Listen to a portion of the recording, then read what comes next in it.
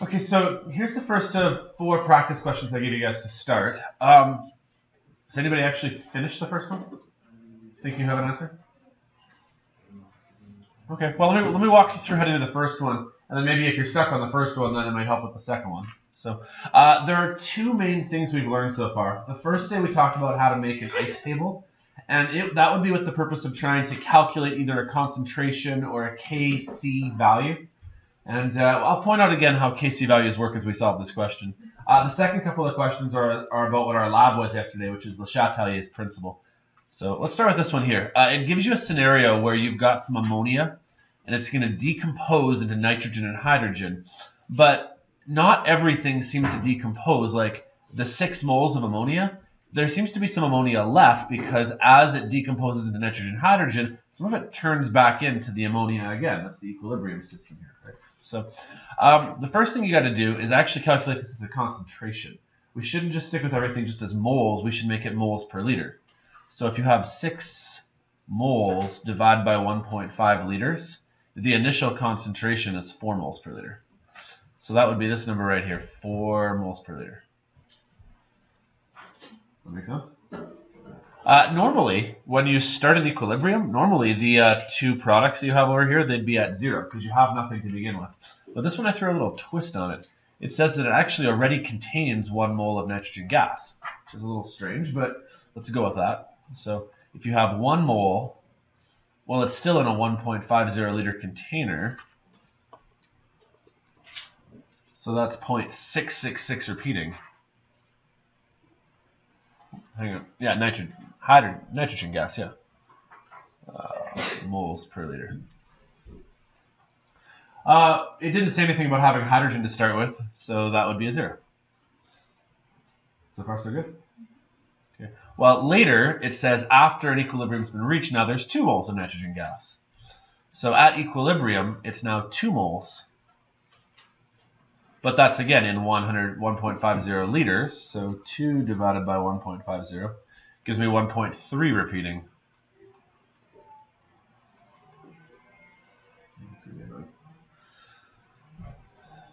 Okay, so that's the basic start of the thing. That's all the information that we were given to begin with. So I like to suggest to train your mind to think of this like a puzzle, like a Sudoku or an X's and O's kind of grid. You kind of work up and down, but you also work side to side sometimes. The one place where you can work up and down currently is in this middle column here of nitrogen. How do you start with 666 and end up with 1333? Well, it must have gone up. Fair enough. What did it go up by? It went up by 0.666, I believe, moles per liter. Thanks, guys. So far, so good? Okay. Well, now we actually need to have a balanced equation. I actually never balanced this equation yet. Because if you balance, it's 2 of these for 1 of these and 3 of these. And I need that balanced ratio to work with the change column. Because if this guy goes up by 1, this guy is also going to go up by 1. Well, actually, not up by 1. He's going to go up by 3 times as much. So it's going to go up by 0.666 times 3. Yeah. Whatever that is. Well, actually, I may as well just calculate that right now. 0.66666, 3 times as much, means it goes up 2 moles per liter.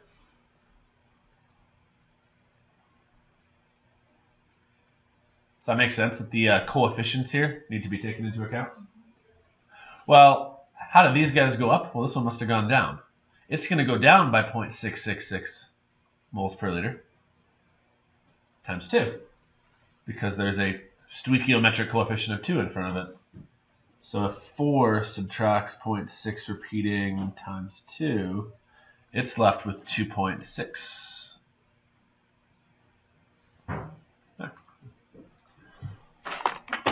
So that's the basic structure of how you try to solve an ice table. You start by filling out the information that's given to you. Usually you look for a vertical column up and down. Use that to figure out one of the change columns. Once you figure out the change column, you kind of work horizontally for a little while, and then go back vertically again and try to calculate the bottom numbers. So now let's answer the questions. First question, how many moles of hydrogen gas are there? Well, I don't actually have moles of hydrogen gas. I have moles per liter, but you should be able to work with this. you have 2.00 moles per liter of hydrogen gas. But isn't it still in a 1.50 liter container?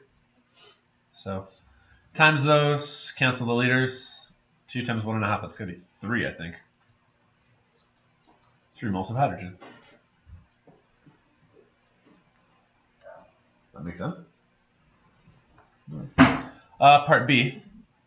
Then it asks for the equilibrium constant.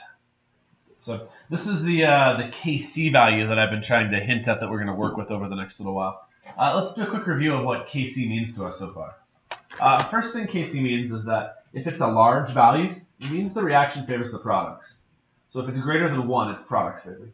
If it's less than 1 as a decimal number, it means it's reactants favored. So that's one thing it can tell us. 2, a Kc value can be used to compare different reactions. It's a good way to compare apples and oranges. If I have a reaction over here that produces ammonia, and yesterday we had a reaction that does, what was it again, iron thiocyanate. Make sure you use thiocyanate, not, what are these again? Thiosulfate. If we have 2 different reactions, though, we can now compare them via their Kc values and see which one actually has more of a yield, so to speak. That makes sense. The other reason why they're useful is what we'll see in the next question. If we can find a known Kc value, maybe even a Ka value if it's an acid, we're going to get to that eventually. Today we'll even talk about a Kw value. Kw is actually a constant for water, but if we can know a constant value, sometimes we can work backwards and make a prediction as to how much to expect. So, anyways, long story short is we need to calculate this thing. The formula for it is you always take your products, you divide by your reactants, and you go to the power of the coefficients, whatever those coefficients are. So our products, one of them is 2.00 moles per liter, and it has a coefficient of 3. We also have another product of 1.3 repeating moles per liter, and it had a coefficient of 1. And the only reactant we have had a concentration of 2.6, and I believe its coefficient was 2.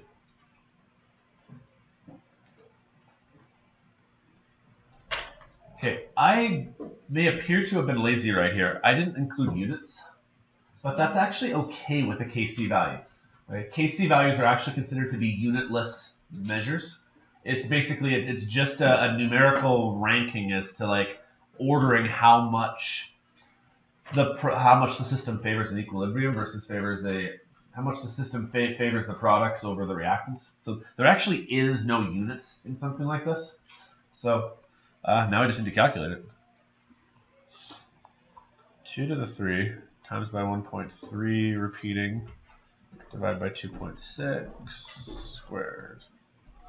I got a Kc value of 1.5.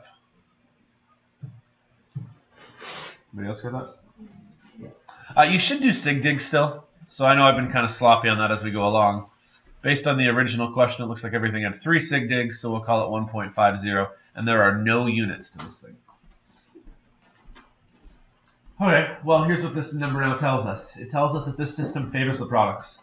There are more products than reactants. If you like the analogy of like the ants, the product pile of all the rocks the ants is carrying is actually slightly larger than the reactant pile.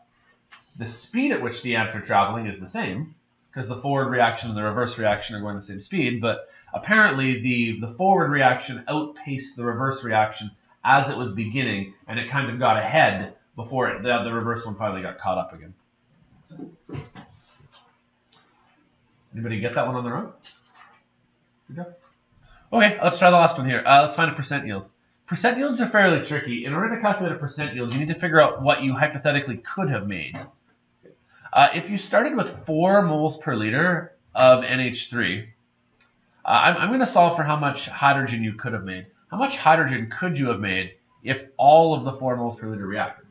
And here's maybe how I'd solve that. I'd say, well, if we had 4 moles per liter of NH3, you get 3 hydrogens for every 2 NH3s. I'm kind of doing like basically like a stoichiometry kind of thing, like I would have shown you how to do in grade 11. which means that you could have made 6 moles per liter of hydrogen. Oops. H2. Does that make sense? I took my 4 moles per liter right here. I times by 3 hydrogens for every 2 ammonias. How much did I make? I only made 2. Does that make sense? So because of that, if I want to figure out my percent yield, I made 2. I made 2 moles per liter out of a possible 6 moles per liter. So that's like your actual divided by your theoretical. So what was my percent yield? I think it makes it 33%, right? Because that's like 1 out of 3.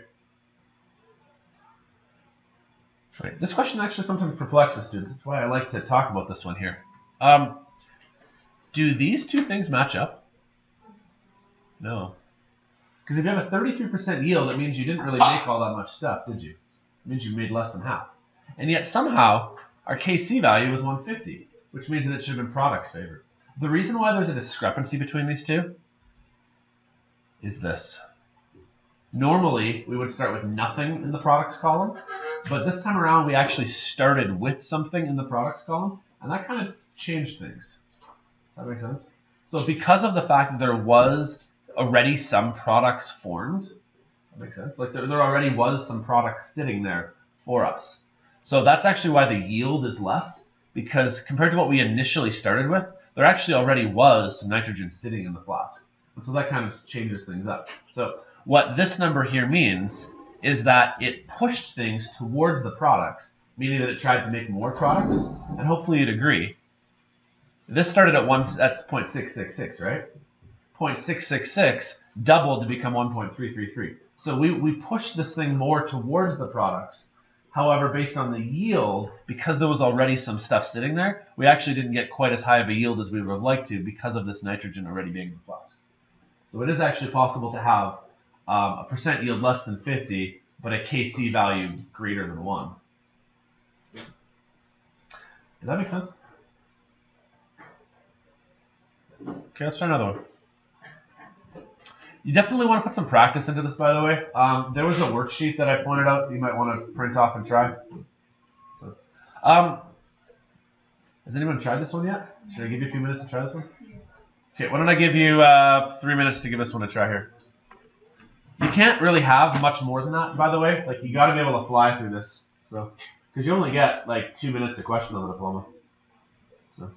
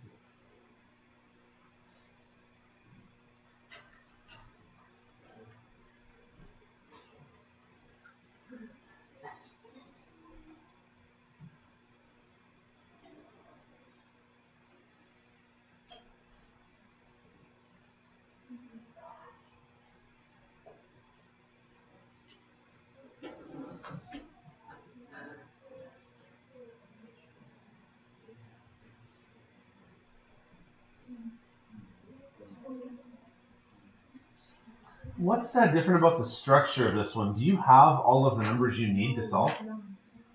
No, so the point on this one is that you actually have to work backwards. You're given a Kc value, and your goal is to try to calculate how much there would be. This is actually, maybe now I can start describing why we actually care about this whole Kc value stuff.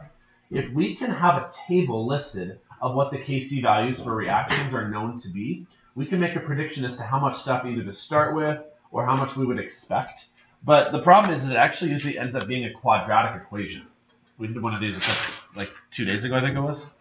So here's where you would start. You'd say, well, there's originally 4.00 moles per liter of carbon dioxide in the flask. And since it gives no information otherwise, it's probably fair to assume that we didn't have any of these to start. And that's all we're given. That is literally all we were given. But here's the thing about a Kc value. It tells you the Kc value is 195. What does that mean? Is it going to favor the reactants or products? It's going to favor the products, which means it's going to push this 4 moles per liter to become less, and it's going to push my products to become more. Just like in the previous example, it caused there to be more reactants and less products. Well, how much more is it going to go up and down by? Well, that really depends on what these coefficients are. This guy's not balanced, so I should put a 2 there and a 2 there and a 1 there. Now it's balanced. Well, that means that this guy is going to go down by an unknown amount. He's going to go down by 2x. This guy right here, though, is going to go up by 2x. And this guy right here is going to go up by 1x. You see how I made that work there? Where we don't know what it's going up or down by, but I do know the ratio is a 2 to 2 to 1 amount.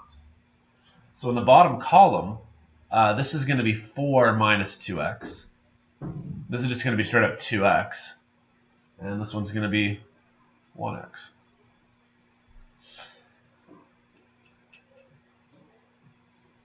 Everybody okay with that step? Okay, well, here's where the known Kc value comes in. If we know a Kc value, or today we'll talk about Kw, on Monday we'll talk about Ka and Kb, but if you can find a Ka value in a table somewhere, then you can still solve this. We know the K value is 195. That's going to be equal to your products over your reactants to like whatever variables they happen to be. So what's my product? Well, one of my products is going to be 1x. And it's going to be to the power of 1. Another one of my products is going to be 2x. It's going to be to the power of 2, I believe, right? And then on the bottom, I'm going to have 4 minus 2x, and that'll be to the power of 2.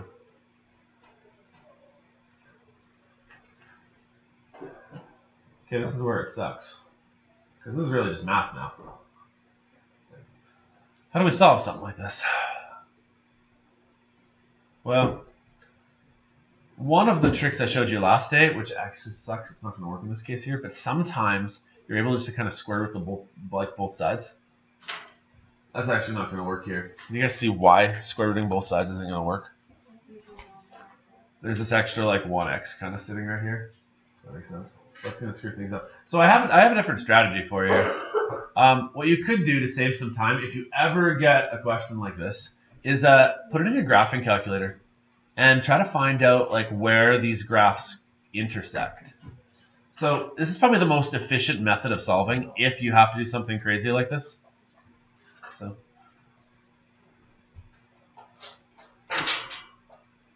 like for example, in y1 I might type in 1.95. That'll be y1. And then the other garbage fraction over here, we'll put that one into y2, and we'll find where this thing crosses. So then I just got to make sure I do this properly. It's going to need to be bracket 1x. Probably redundant, but 1x. Another bracket for 2x squared. Then I'll divide by a new bracket of 4 minus 2x. Close the bracket and square that one.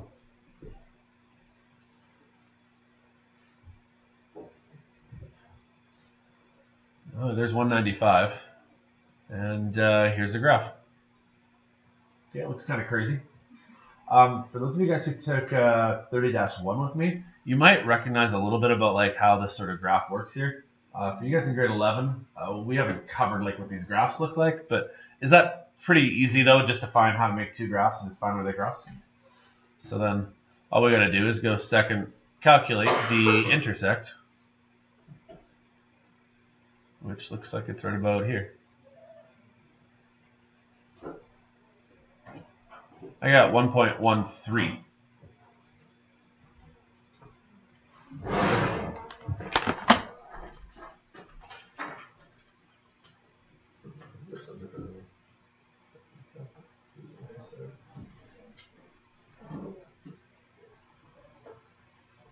Oh, because there's squared center right here? Yes. Because it's the whole 2x that gets squared. Oh, nice. Try one more time. Anybody else not get 1.13? You did.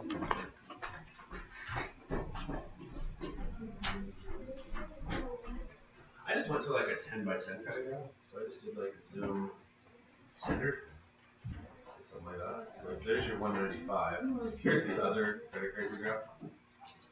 Start to calculate the intersect. We're doing this in like math last semester. Start to find like a cross over. 113.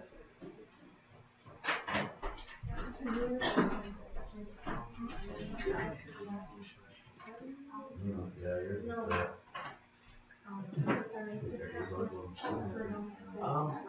how do you find where this cross over is?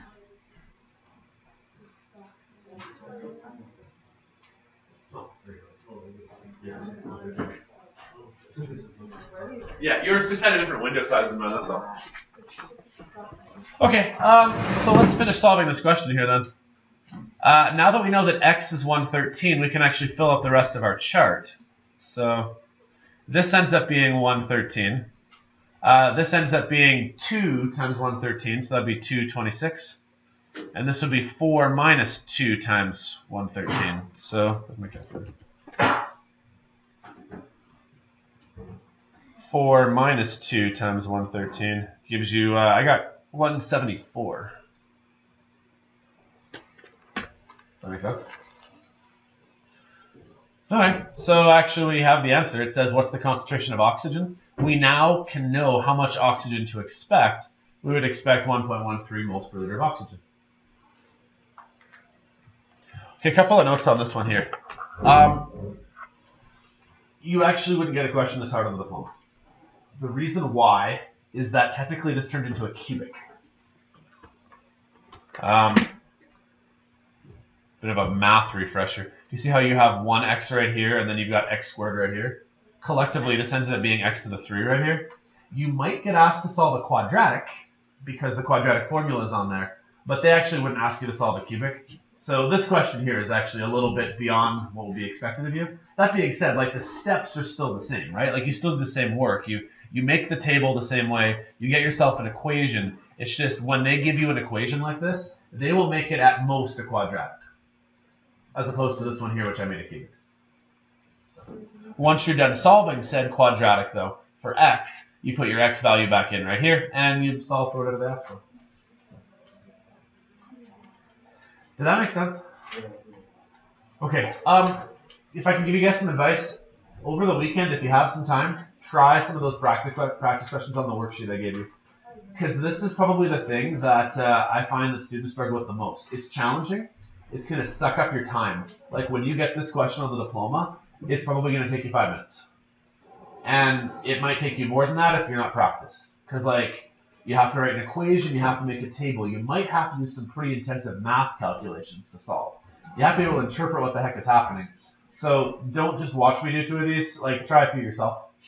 Okay, but the 2 main ways you do it are I either give you all of the information in the table and you solve for the Kc value, or I give you a K value, or better yet, I don't give you a K value. You have to look up one in the book instead, and you have to work backwards and solve for something in the table. Okay, let's talk through these last 2. These ones are obviously all diploma questions. You can kind of tell by the way they're phrased here. This is Le Chatelier's principle. So the question basically says, what would make the equilibrium shift towards the products? So why don't we walk through the 4 answers and see which one would. If you remove hydrogen gas and drop hydrogen gas down like this, what would happen? Would it shift towards the HF? No. The analogy I like for this is hydrogen just got robbed. So actually, it would shift this way to try to make up for the fact that it got robbed. So that one's not going to work. What if you added HF? If you added some HF right here? Well, that's the same problem. Here, that means that HF wins the lottery, has lots of excess, and decides to shift this way to use it up. So that doesn't help either. What happens if you decrease the volume? Well, to work with volume, you've got to figure out how many molecules are on each side. There's 1, 1, and 2. So essentially, there's 2 molecules on both sides. Well, if you decrease the volume, normally what you want to do is you want to go to the side with the lower number. Which side has the lower number? Neither of them do. Here, there's 2 molecules. Here, there's 2 molecules. Would decreasing the volume actually do anything? The answer is actually no, it wouldn't. So by default, it's got to be decreasing the temperature, but let's try to talk through why. What does a negative delta H mean? Endo or exothermic? Okay, so it means that heat is on this side. Well, if you were to drop the temperature on this side, there's now a deficit over here. This side's got robbed, so it would shift this way to make up for it. So that one would work. Does that make sense? Can you grab that again? Thanks. Here, take my keys and unlock the door, would you? Breakfast? Anybody want breakfast? We're good, thanks. Okay. She's just going to unlock the door there. Okay, so good news, bad news. Ice tables are going to take quite a while. But when they ask you Le Chatelier's principle, it might only take you 30 seconds to look through. So you might save some time there. Okay, let's try one more. How could we increase the amount of N2? Well, first let's talk about which way we need this thing to shift. Do we need to shift towards the products or the reactants? Okay, so we're going to need to find a way to shift so that this reverse arrow is a little bit stronger than the forward arrow. So let's walk through. If we increase pressure by reducing volume, well, if you reduce the volume, it means you're going to want to go to the side where there's less molecules. Which side has less molecules? Neither. Yeah, again, neither one has less molecules. So that actually wouldn't do anything. What if we removed some NO2? Well, now there's a deficit on this side over here. It would shift this way to make up for it. That's not what we want. Let's say we add some oxygen. Well, that means the oxygen wins the lottery. It's actually going to shift over this way to use some of it up. That still goes the wrong way. Decrease the temperature. Well, on this one here, if you decrease this temperature, there's now a lack on this side right here. So it would shift this way to try to make some more. And in shifting this way, you'd now make more nitrogen. Does that make sense? It just so happened that both these old diploma questions, the answer was decreasing temperature. Okay, so that's what we've learned so far. You should know how to make an ice table and do some calculations there. You need to practice those, I would say. Don't just say that you've watched 2 or 3 of them, because it's not enough just to watch. Like, that's probably the most single challenging thing I think we do. And then secondly, you need to know the theory of Le Chatelier's principle. Sound good? Okay, today is kind of a bridge lesson, so I'm hoping I can cover this in the next half hour. I got a little less than I was hoping for. Today we're now going to bridge equilibrium and start shifting it into acids and bases. And so we actually go back and recover some of the same topics that we started Chem 20 with, revisiting how acids and bases work. Eventually, not today, but eventually I want to show you guys how to use that last table in your book. I've already pointed it out, this one on page 8 and 9. It has a Ka value listed on the side here. Well, a Ka value is basically a Kc value. It's an equilibrium constant. Only C just is a very generic term for any sort of reaction. Ka value is now specifically if it's for an acid. So the same principles apply, but we're now shifting out of just doing equilibrium just in general to very specifically equilibrium involving acids, which will be a Ka value, bases, which will be known as a Kb value, and today we're going to start by talking about Kw, which is the equilibrium constant for water. Does that make sense? So let's start with some review, because most of these first slides are a review of acids and bases. So hopefully you guys know most of these properties off the top of your head already. You know, what makes something an acid? I mean, the biggest things are it has a low pH, right? Like between 1 and 7 for pH makes it an acid.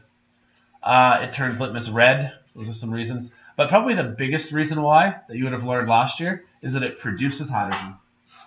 If I can write an equation like this, HCl breaks up into H plus and Cl minus. If I can write that equation, it's an acid. Due to that presence right there. That makes sense?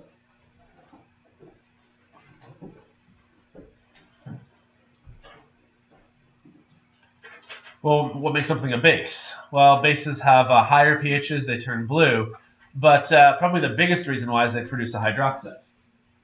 One of the tasks I would have had you do in grade 11 would be to try to predict. For example, if I give you NaOH, you might predict it's a base because it can turn into Na plus and OH minus. There, that's why I know it's a base. Now that you have some more skills, though, having learned another semester's worth of work, why does CH3OH not count as a base?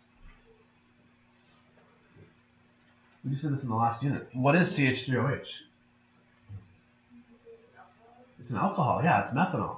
Right? And it doesn't bond in the same way. This guy's ionically bonded. It breaks up into a cation and an anion. This guy right here, we actually now can draw what it looks like. And like, can you rip off a hydroxide and be left with a molecule that makes logical sense? I'd say no, like what the heck is a CH3 plus? That doesn't exist. Does that make sense? So just because you see OH in the formula does not mean necessarily that it's a base. So hopefully those are some things you're kind of familiar with. I just want to remind you how to name these acids and bases in case you've forgotten. A binary acid would be like HCl. You just call it a hydro something ic acid. So like HBr would be hydrobromic acid. HF would be hydrofluoric acid. You guys know how to name those? Okay. Then there's the ternary acids. These would be something like H2SO4 or H3PO4 or HiO3. Do you guys kind of get why we call this one binary versus this one ternary? Tertiary usually means there's 3 things. Ternary means 3. There's 1, 2, 3 parts to these. So basically the mnemonic is you ate becomes something icky. So if it's a sulfate, it becomes a sulfuric acid. If it's an iodate, it becomes iodic acid. Okay. If it ends in an ite, though, it becomes an us. On this one here, I wrote Mighty Mouse, but I had a different acronym for remembering it. When you get into a fight, someone punches you and you say, ugh. I can remember that. Whichever one works for you. Okay, for bases they have to be ionic. Well, okay, no, that's a lie. They have to be ionic based on what you've learned so far. I'm going to show you next week how to do some more bases that are not necessarily ionic. But typically it's a cation and an anion. So like NaOH, you'd call it sodium hydroxide. But that's not actually true. There are more bases than what we've learned up till this point. Okay, so here's the new information now. Now I want to try to relate equilibrium to water. And one of the very first things that I would have taught you guys in grade 11 is that water is not actually just water. Water actually has this capacity to turn into a hydronium and a hydroxide. And it happens oh so very rarely. It happens 2 times in a billion. You remember talking about this at some point in your chemistry careers? We never used the word equilibrium at the time, though, because we hadn't discussed how equilibrium works. But imagine that if water randomly just started breaking up into H3O pluses and OH minuses, and it just kept doing that over and over and over again. Wouldn't that be horrible? Because wouldn't we eventually run out of water? Does that make sense? Well, that's where equilibrium comes in. Water might break up into H3O and OH minus, but later, other OH minuses are going to return back into water. So if you had a large sample of water, like let's say that there was a billion water molecules inside here, well, one of them would be an H3O plus, and one of them would be an OH minus. But those two molecules would bump into each other and return into another water. But in the meantime, a different water will break up into an H3O plus and an OH minus. So we actually had already talked about equilibrium when we talked about this whole 2 parts per billion thing. Well, what we can actually do now is calculate a K value for water. I'm just going to delete all this stuff that's sitting in here. Here is the equation we would have learned then. 2 waters can break into an acid and a base and then return back into water again, right? Well, the way the formula works is you take your products to the power of whatever their exponents are and divide by the reactants to whatever exponent they have. Well, this is what the Kc value would be. What the heck happened to the bottom of the fraction? Anybody know why there's no bottom of the fraction there? It's a bit of a more obscure rule. I'm sure I pointed it out, but it doesn't come up a lot. Why do I not have H3O plus next to OH minus? Why is there not water on the bottom squared? What happened to the water on the bottom? States of matter. Essentially, you're hitting on the concept here. You got to look at the states of matter. They matter. Can you have a variable concentration of something that's aqueous? Sure. Or here, aqueous. Can you dissolve? Sure. Can you dissolve this? Sure. But you can't dissolve water in water. Water is a liquid. Liquids cannot have a variable concentration because they don't even have a concentration. Does that make sense? Liquids are pure substances. And so by virtue of this thing being a liquid here, it cannot have a number that's calculated. You can't have 1 moles per liter of water. Because what does a moles per liter refer to? Well, it refers to how many moles of solvent, it refers to how many moles of solute are dissolved in the solvent. There is no solute in solvent if you're just talking about pure water. Does that make sense? So it's an obscure rule, but you got to keep track of it. If you ever have a liquid, liquids don't get to count as part of the equation. Well, what that means for us then is that this Kc equation is basically just your acid times your base. Well, rather than calling it Kc then, we call it Kw because it's very specifically for water. What this actually gives us now is a new formula where we will always know the Kw of water. It's actually been calculated. The reason why it's been calculated is because we know the pH of water. What's the pH of pure water? 7. And if you guys recall from last semester or last year, the pOH of water would also be 7. That makes sense? Like both pH and pOH should be 7. Well, based on that logic, there's a formula you would have learned, which I know I have on a future slide, but if you want to try to find a concentration of something, you go 10 to the power of the negative pH. You guys remember this formula? There's another one that goes with it where if you want to calculate a pH, you negative log a concentration. But it's actually the first one I want to focus on. If water has a pH of 7, then its hydronium concentration is 10 to the minus 7. It has to be. But if water has a pH of 7, it means its OH minus concentration is 10 to the minus, 10 to the minus pOH. But the pOH of water is also 7. So essentially what I can do here is I can say that this is 10 to the minus 7. I can say that this is 10 to the minus 7. And if you know anything about exponent rules, minus 7 and minus 7 means that that is minus 14. So water actually has a very constant Kc value. Only rather than calling it Kc, we're just going to call it Kw. And it's actually located in your data booklet. I think it's actually in 2 locations. So if you guys can find page number 3, the miscellaneous table, it will actually say that right there at the 2/3 of the way down the table. It'll say Kw is 1.0 times 10 to the minus 14. Okay, let's talk about that for a second. What we know about K values is that if it's greater than 1, the reaction happens quite plentifully. If the reaction value is less than 1, the reaction really barely occurs at all. Well, isn't 10 to the minus 14 basically a whole bunch of zeros before a number? Well, that makes sense with what we know about water, doesn't it? Because water does have the ability to turn into acid and base, but 2 times in a billion, right? Wouldn't a kW value of like 0.0000000, like, you know, small decimal number, wouldn't that correlate to an equilibrium system that heavily favors the reactants? Occasionally, sure, you can make some acid and base, but most of it is water. So it's actually listed for you right there. And it's also listed in one more location. And this table we're going to do on Monday, but can you guys find the table on 8 and 9? Water is technically an acid. It's also a base, but the reason why it's an acid is that acids are defined as anything that produces H+. Water does produce H+. Does it do it very often? No, but it does have the capacity to produce acidic H+ protons. And you might notice on this table here, the one that goes up and down, water is at the very bottom of the table. This is a table about acids, and it actually ranks them according to how strong the different acids are.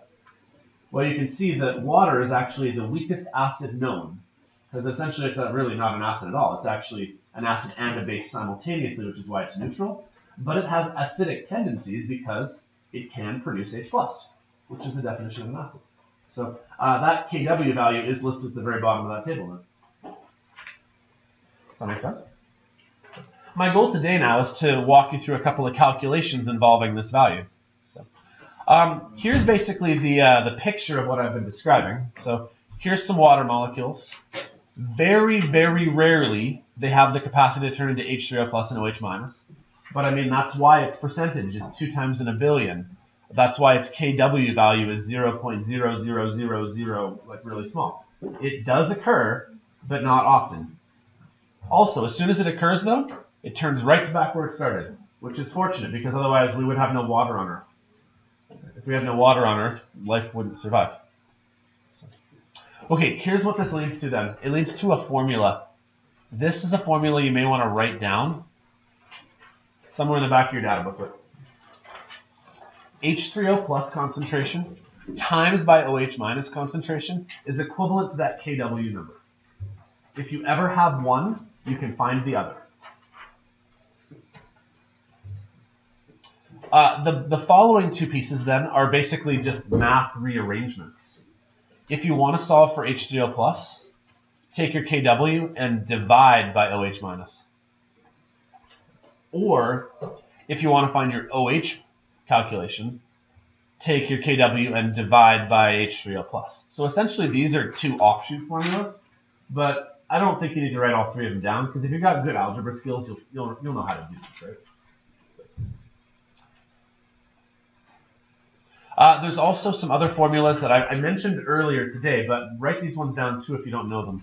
To calculate a pH, you negative log your H3O plus. To calculate your pOH, negative log your OH minus concentration. You guys recall these formulas from previous years? To calculate an H3O plus concentration, 10 to the minus pH, likewise with the OH minus. We now have 5 formulas you need to know. The formula from the previous page, plus these 4 right here. The sucky news is that they don't give you any of these under the formula, so you have to memorize them.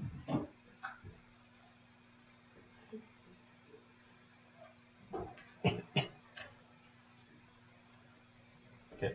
I'm going to skip ahead to an example, and then I'll come back to the slides I skipped. You guys want to find this example? Because I've only got 9 minutes left. I want to try to accomplish a problem today. So let's say that you have 0.15 moles per liter of hydrochloric acid. And you discover that it has a hydronium ion concentration of 0.15 moles per liter. Why would the concentration of the hydrochloric acid be the exact same as the hydronium ion concentration? Anybody know why? What's special about hydrochloric acid?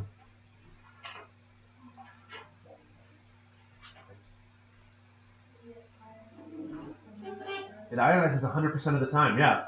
We have a name for that. We call them strong acids. You guys recall that term from previous year? Hydrochloric acid is a strong acid, so this actually, I'm cheating here. This is actually not an equilibrium question, because for it to be at equilibrium, what you should have is something that turns into this and then starts turning back again. But with it being a strong acid, it ionizes 100%. So this actually technically is an equilibrium, but we can still do it calculation-based. I want us to calculate how much hydroxide ions there would be. Well, we have a formula now that says that your hydronium ions concentration times by your hydroxide ion concentration is equal to Kw. Why would there be hydroxide in hydrochloric acid? Isn't that crazy? Isn't hydrochloric acid an acid? Isn't hydroxide a base? Why would there be hydroxide there? It's in water, and water has the ability, once in a blue moon, to produce an acid and a base. So even though this is clearly acidic, we might actually find a rare hydroxide ion in there. So let's plug in some numbers. This is 0.15 moles per liter. I don't know what the OH minus concentration is, but I know that water has a constant value. It's been recorded in a table, or you just memorize it. It's 1 times 10 to the minus 14. There's no units to that, by the way. So how do you calculate the hydroxide? Divide out the 0.15.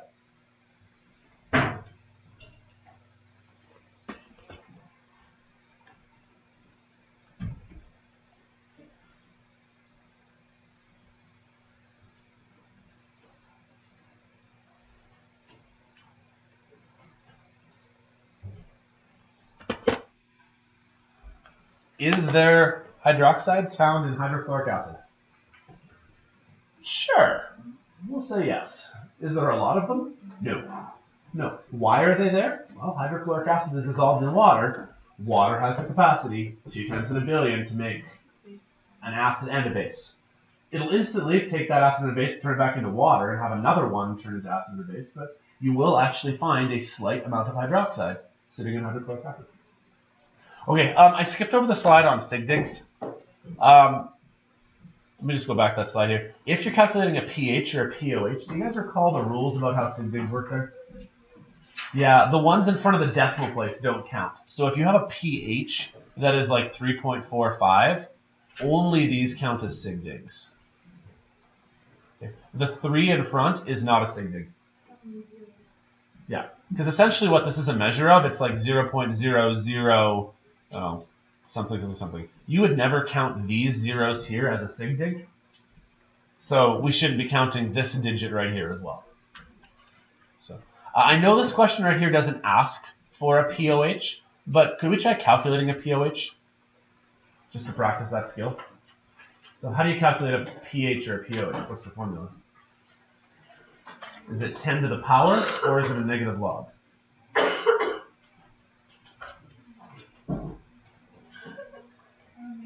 You're right, yeah. So we need to negative log your OH minus concentration.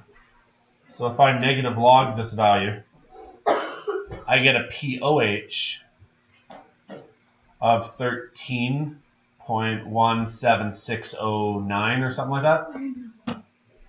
How do I figure out the sig digs for this then? Well, the 1 and the 3 as the decimal places do not count as sig digs. So if I'm allowed to have 2 sig digs, it'll be 13.18. Because I'll get to keep the 1 and then the 7 will round up to an 8. These count as 2 sig digs. I need to warn you. They have a propensity for asking questions on the diploma that involve calculating a pH, and they make a numeric response, which means that you might script a sig dig number. So you got to be really careful. What was that? Would that not fit in the box? No, this one wouldn't fit in the box. But let's say it was a smaller, like it wasn't 13. Let's say it was like 3.18 instead. Then you got to make sure you don't screw up those sig digs, because if you think that it's like if the answer is supposed to be 3.18, if you accidentally do 3.2, you're not going to get it right. You're right though. Like, yeah, this wouldn't fit in the box. Okay, let me try another one here. Let's try to calculate the concentration of hydronium ions in a 0.25 mole per liter solution of barium hydroxide. And I think this might be where I have to end, because I'm running out of time. Okay, barium hydroxide, acid or base? Well, it ends in the word hydroxide. It's a base. Why in the world is there hydronium there? Because what's it dissolved in? And water can make acids and bases. That makes sense? So, first thing we got to do, actually, there's actually a bit of a twist on this one here. Barium hydroxide is actually this formula right here. BaOH2. This catches so many people because they don't catch this first little step here. If the barium hydroxide is 0.25 moles per liter, when this thing breaks up into barium and OHs, you've noticed this, the OH is 2. What does that mean about your hydroxide concentration? Is your hydroxide concentration 0.25? It's 50. Does that make sense? So if barium hydroxide is 25, when the barium hydroxide breaks up into pieces, the actual hydroxide amount is going to be doubled because there's a 1-to-2 ratio here. Now I can proceed though. So the formula I just showed you was take your hydroxide, take your hydronium, times them together, it's equal to Kw. Do we know one of these numbers? Yes, we do. We know the hydroxide is 0.50. Is there an amount of hydronium present? Sure. I mean, it's essentially nothing. But yeah, 2 times in a billion, it's capable of doing this.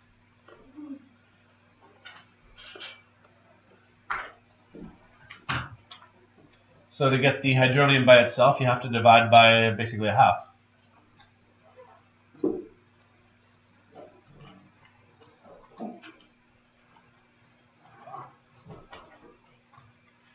Well, that makes sense. It's 2.0 times 10 to the minus 14 moles per liter.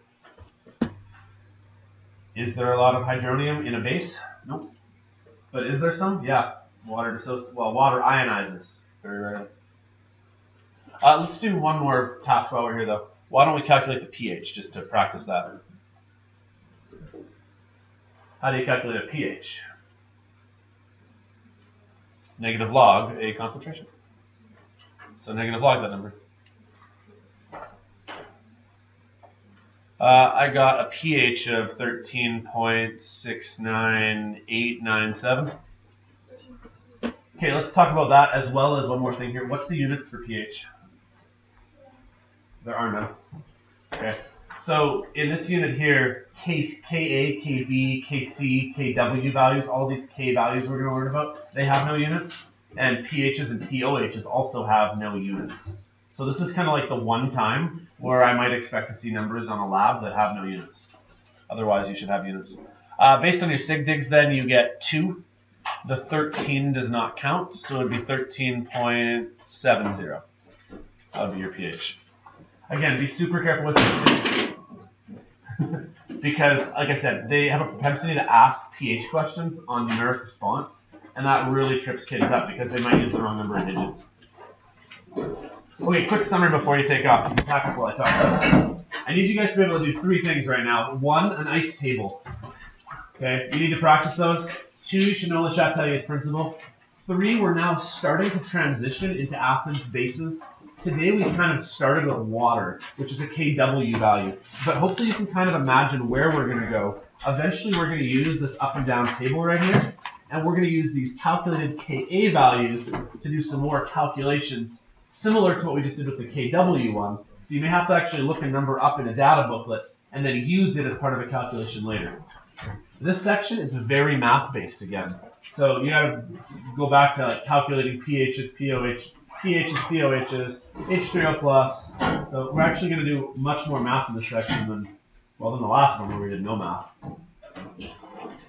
Questions, comments, concerns, conundrums, curiosities?